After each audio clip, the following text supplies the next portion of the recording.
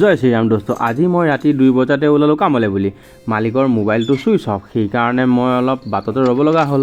তাৰপিছত মই গেটৰ ওপৰেদি ভিতৰলৈ গৈ কলিং বেল বজোৱাত মালিকে সাৰ পাই আমাক গাড়ী চাবি দিলে। আজি অলপ সোনকালে কাম সামৰিব লাগিব, কাৰণ আজি আমাৰ পৰিয়ালতে এখন তুলনি বিয়া আছে। তাৰপিছত আজি আমি কাম সোনকালে সামৰি দিলোঁ।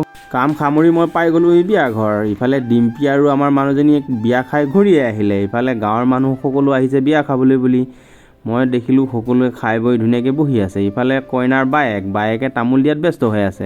ইফালে সেইজনী হৈছে কইনাজনী, তাইও সকলোকে তামোল দিয়াত ব্যস্ত। আমাৰ কইনাজনী বৰ ধুনীয়া লাগিছে আজি। এইজনী হৈছে আমাৰ কইনাজনী। আনফালে কইনাৰ বায়েকো আজি বৰ ব্যস্ত, তামোল দিয়াটো আৰু ফটো উঠাটো।